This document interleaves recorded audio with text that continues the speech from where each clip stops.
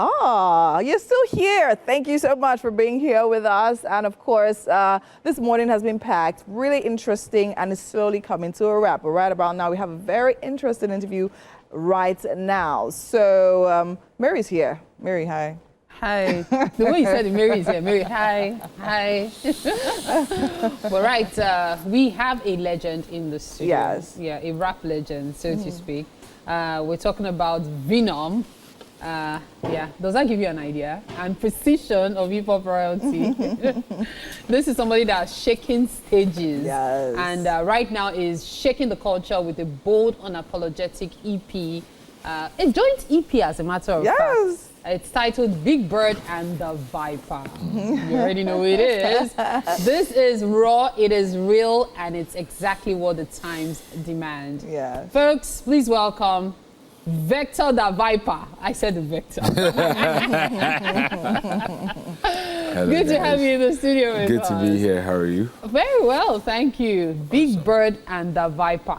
So now, so to be honest, when I think of the collabo, you know the image of an eagle picking up I a mean, snake? that's why I That thought of. literally kept coming to my mind. Did you Well, ever see that? Like Mexican, okay. Yeah, people probably mentioned that. But the last interview we had, Sheon would rather be like a flamingo, he said. Oh, flamingo. Or Big Bird, rather be Big that bird. type of big bird. That big bird. Okay. So the predator and the prey, because usually the snake is the prey. Is it prey? I mean, It depends. it depends, huh? Yeah. It depends on the type of So snake in this you're talking case, what type of snake are we dealing with? about. Yeah, I think Larry. Oh, really? So is Larry act you brought up, yeah? No, so basically there's Vector and there's the Viper, you know.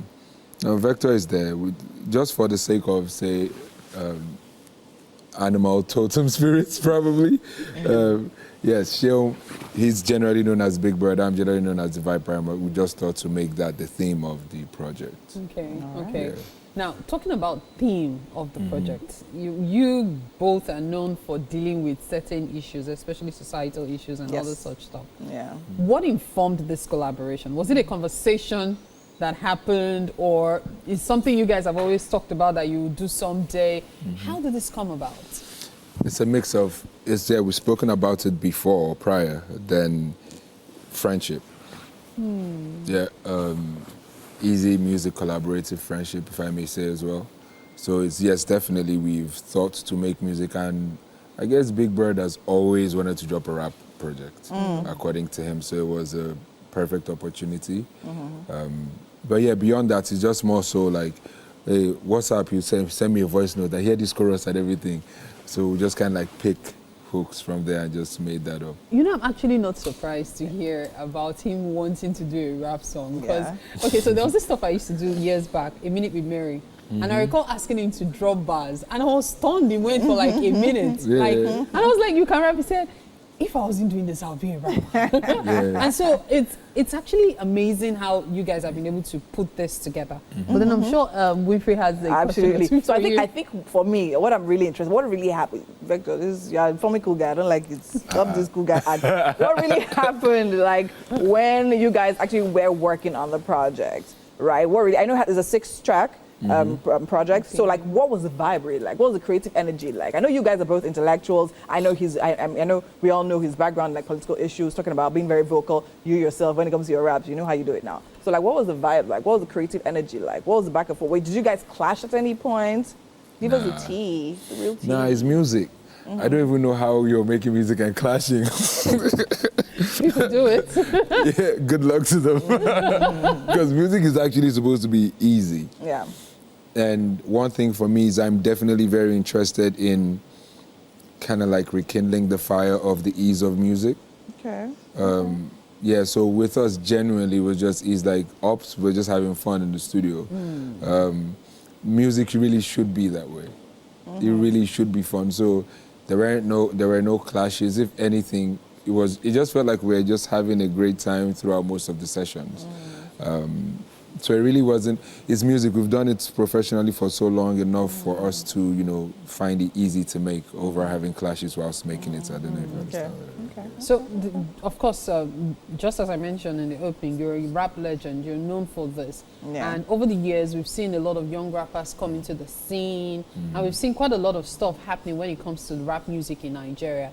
Some people say it's dying, but I do not agree it's a dying culture. It's a culture that has managed to go through the years. And so I wonder, there's the you that has always been in the industry, and then there's the now as to what is trending. How do you think your EP is going to fit into or even excel beyond what is currently in the market? I think I'll pick the latter of excelling beyond, because then the idea to be artistically free is not to fit in. Absolutely. So let all artists express how they do. Let it happen how it should. But like I said initially, it's just music for us. So making this, it wasn't made with any prior intention to fit in. If anything, was made to push out thoughts in our heads. Okay. Yeah. Talks have been about OPP. OPP, yeah. So I was going to ask you, That's which is your favorite track of all 6? Which really gets to you? I barely have a favorite track on an album, but this one. Okay, because of the lyrics. So I genuinely like the lyrics of African Dream. Okay, so tell us, what was the message? What was the message you hope like people get when they actually listen to that song? It's all there in the lyrics. So African Dream is, I heard about the Martin Luther Kings teaching people of the dream, then I heard of Malcolm X teaching people to respect, but first I heard about Fela on the radio and screens and how the government only dealt with him being really mean. He was telling everybody his account of what he saw, the same account you probably see if you reason it to the fore, about a true African dream by using African means to save African means. You know what African means? The cradle. We may have lost the artifacts away. You can take the clay pot, but what's the artifacts to clay? That's like a poem. It is. Well, rap really is like rap is rhythmically applied poetry or rhythm of poetry. So I still have to go back to this creative thing. Who wrote that verse? I did. You did. Yeah. Now, so how were you guys? Because I know where Winfrey is coming from regarding clashes and stuff. Putting stuff together. Now you have your ideas. Big Bird has his ideas. Now being able to put it together in such a way that it not only sings but also makes a fantastic outcome. How were you able to do that? I feel like it's kind of like the question of what you bring to the table, isn't it? I guess that's where professionalism comes in, or passion, or hobby, or interest. So if you are genuinely interested in making stuff happen, it'll happen seamless, I guess. So it genuinely is. I don't remember, not unless it's rap ego. You know, where you're like, I killed it, which it really isn't my thing. Though outside of that, I don't, there would never be, if there's a clash in the studio, maybe our energies don't click from the jump. Yeah. But if the energy clicks, I guess that's how you know that God puts hand, when both of you are in sync with your message, even though you come from separate perspectives. So it really was just myself and Sean just being ourselves, the way I would expect, say, every other artist would be in the studio. Just be yourself. Now let me ask you this. It's something that I really want to know your opinion on. Okay. So when we talk about Afrobeat artists in Nigeria, the usual top 4 are Davido, Burna, Olamide, and Wizkid, right? When we talk about... I throw Rema out the picture real quick, huh? I'm actually getting there. So when we talk about the young guys, in the big forces in the industry guys. Now, we're talking about Rema, Arastar... Shade. No, they're the young guys. Oh, yeah, they are. Rema, Arastar, now, who else? Thames, yes, and then one more person. So those are like the big 4 for that. Did someone say... Okay, I'm not going there. And so when we now talk about rap music in Nigeria, who would you say make up your big 4? There was a time when it was, okay, I'll still say Vector, Mode 9, and, but now let's talk about the big 4. I'll quote a very legendary rapper that goes, I'm number 1. I'm sorry I lied. I'm number 1, 2, 3, 4, and 5. Oh, I know that line. Yeah, rap doesn't. So I've never really sat down to analyze who's 1 or who's 2. I actually paused on putting music in awards because I was like, why are you comparing it with someone else's? Yeah, but you know, we're talking about the 4 now. Now, it doesn't necessarily have to be this person is number 1 or this person is number 4. Those 4, who makes up your big 4? With rap, it's such a movement with rap. So there are guys in the battlefield, that's rap battles. There are guys that make just regular rap music. There's so many guys that I know, and of course, because I'm in tune with 1 or 2 things as regards rap, I'm not at liberty. I probably will be at liberty, but I don't think I've ever sat down to say, these are the top 4. I don't have any top 4. I know what to do to you. You may answer this question. Let me turn it upside down. Okay, turn it upside down. If you were to listen to rap music, Nigerian rap music, who are the top 3 that you, because me, I've said that you are Kukuma number 1 in the top 4, no problem. But who are the other 3 that you would listen to without missing a track? Like, their songs just, and their bars, everything just resonates with you. This question is such a wrong time to ask me because I've fallen into that phase where it's solely just the music that I do and what comes to me and not necessarily checking out what's going on.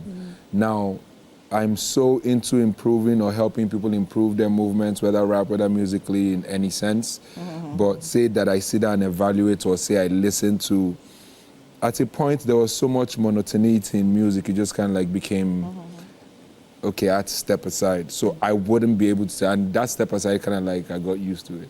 Because there's a studio in the house. So I'll just be there making music every other day. So you shall dodge this question. Don't allow him to dodge. Let's get back to what we're talking about now. That is literally the Viper and Big Bird and the Viper. And I think that's actually very, very, I mean, when I literally heard about it, it dropped on the 19th, right? Yes. When I heard about it, I'm like, okay, I definitely want to listen to this, right? Because I know there's going to be so much intellectual prowess that literally is going to go into this. Consider the fact where we know, I mean, Sheun was big on political issues, social issues. You yourself, you're literally vocal when it comes to things that happen in the society. So very quickly, what would you say, what was the most pressing issue, right, across the album and of course across the EP and of course even like with you on a daily, what would you say is the most pressing issue currently? There's a track on the album titled Higher Consciousness. Okay. I think it's pressing for me because I genuinely feel like majority of the people that I experience can't evaluate what's appropriate simply because, for example, they don't know how to evaluate the self. Okay. So na person will respect himself, go know wetin no go take, True. whether politically or otherwise. Yes. So for me, higher consciousness would be that because I believe that if our people were more higher conscious about themselves, I also say that in cultural context, because I guess that's what makes us. If we trace that ancestrally. True. And if we go by ancestral understanding, a lot of things wouldn't be today now, would they? Granted that culture evolves, so it must evolve. So for me, if there's one thing that I would expect or that I think would help us or that I think people should take away from that is like pay attention to the higher conscious self. That's where your guardian angel is, if you believe in that. That's where the voice of God is, if you listen to that, is in the higher consciousness of the self. And that's the general theme of the album. Know, Big Bird is known to be very controversial. But somehow you try to stay off controversy. Is it deliberate or maybe people just look at your tweets and your posts and go, oh, it's the Viper, will let him be?